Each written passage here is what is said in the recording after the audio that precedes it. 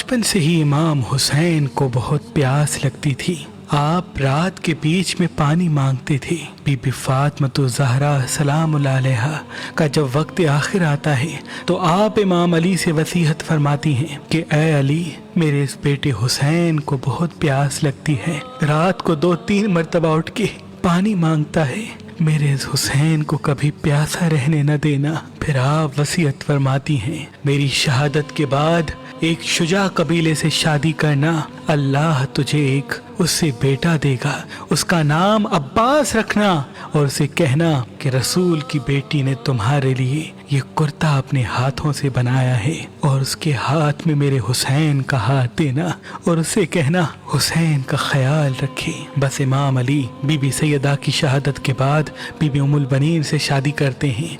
अल्लाह उनसे एक बेटा अता करता है, आप उनका नाम अब्बास रखते हैं। जैसे जनाब अब्बास थोड़े से बड़े होते हैं, आप फरमाते हैं, ऐ अब्बास, इस हुसैन की हिफाजत करना और मेरे बेटे हुसैन को बहुत प्यास लगती है। रसूल की बेटी वसीयत करके गई थी कि मेरा हुसैन आधी रात को उठ के पानी मांगता है, अब्बास हुसैन के कदमों में सोना और अगर रात को हुसैन पानी मांगे तो उसे पानी पिलाना। जनाब अब्बास पूरी रात जागते रहते थे कि मेरे आका हुसैन को प्यास लगे तो मैं उनको फौरन पानी दूं।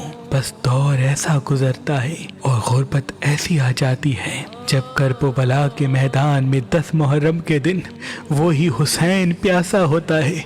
जनाब अब्बास बार बार उनकी प्यास को देख के गमज़दा होते हैं, इमाम हुसैन के बच्चों की प्यास को देख के रोते रहते हैं। जनाब अब्बास इमाम हुसैन के कदमों में अपने बेटे कुर्बान करते हैं, अपने भाई कुर्बान करते हैं। आप फरमाते हैं, ऐ मेरे आका, मुझे इजाजत दें ताकि मैं भी मैदान में जाके इन जालिमों को बताऊं कि मैं अली का शेर हूं। जनाब हुसैन फरमाते हैं, अब्बास तुझे मेरे बाद मेरी बहनों के पर्दे की हिफाजत करनी है। बिलाखिर जनाब अब्बास के पास 4 साला बच्ची बीबी सकीना बिनते इमाम हुसैन आती हैं और फरमाती हैं, ऐ चाचा, तमाम बच्चे प्यासे हैं और कहते हैं कि जिसका अब्बास जैसा चचा हो वो कैसे प्यासे रह सकते हैं। ऐ मेरे चचा, मेरा असगर मर जाएगा, आप नहर से पानी लेके आए। जनाब अब्बास ने बीबी सकीना का माथा चूमा और आप मासूम सकीना को इमाम हुसैन के पास लेके आते हैं। जनाब अब्बास इमाम हुसैन के कदमों पे हाथ रख के फरमाते हैं, ऐ मेरे आका, ये मासूम सकीना मेरे पास आई है और नहर से पानी मांग रही है, मुझे इजाजत दी। इमाम हुसैन की आंखें नम होती हैं। आप फरमाते हैं, ऐ अब्बास, जा उस बहन के पास जिसकी चादर का तो मुहाफिज है, अगर ज़ैनब तुझे इजाजत देती है तो नहर फरात चले जाना। बस जनाब अब्बास बीबी ज़ैनब के खेमे के करीब आके आवाज़ देते हैं, ऐ मेरी आकाज़ादी, गुलाम आया है। बीबी ज़ैनब जनाब अब्बास की आवाज़ सुन के कहती हैं, ऐ मेरे भाई, हुक्म करें। जनाब अब्बास फरमाते हैं, ऐ मेरी आकाज़ादी, मैंने ज़िंदगी में आपसे कुछ नहीं मांगा, आज बच्चों से शर्मसार हूँ। वो बार बार मेरे पास आते हैं और पानी के लिए तड़पते हैं, अब मुझसे बच्चों की प्यास देखी नहीं जाती, मुझे इजाज़त दें ताकि मैं नहर से पानी लेके आऊँ।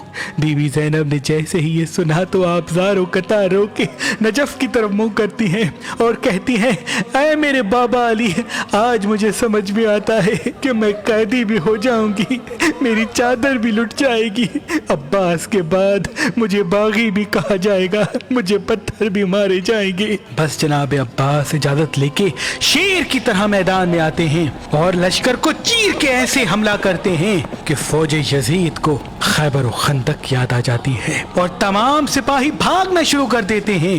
अब्बास दरिया फरात पे काबिज होते हैं, मश्क में पानी भरते हैं और बीबी सकीना को याद करते हैं। बस पानी भर के मश्क को अपने कंधे पे सवार करके ख़याम की तरफ जब पलटने लगते हैं तो फौज यजीद में ये आवाज़ बुलंद होती है कि अब्बास को ख़याम तक पहुंचने नहीं देना, ऐ लोगो सब मिलके वार करो।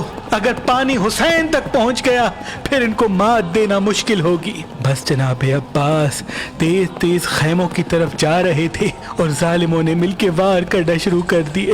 کوئی تیر مارتا ہے، کوئی نیزے مارتا ہے، کوئی برچیاں پھینکتا ہے۔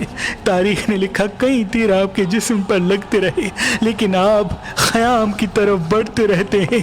بس ایک ظالم چھپ کے آپ کے ایک بازو پہ وار کرتا ہے، آپ کا ایک بازو کٹ جاتا ہے، آپ علم اور مشق کو دوسرے بازو میں سنبھال کے خیام کی طرف جا ہی رہے تھے کہ دوسرا وار ہوتا ہے، آپ کا دوسرا بازو بھی شہید ہو جاتا ہے۔ بس آپ مشق کو اپنے دانتوں میں سنبھال کے خیام کی طرف بڑھتے جاتے ہیں اور تیروں کی بارش مسلسل آپ پہ ہوتی رہتی ہے۔ ایک تیر مشق کو لگتا ہے اور مشق کا پانی بہنا شروع کر دیتا ہے، پھر ایک تیر آپ کی آنکھ میں لگتا ہے، آپ کی آنکھ سے خون بہنا شروع ہو جاتا ہے۔ بس آپ یہ چاہتے ہیں کہ آنکھ کا تیر نکالا جائے۔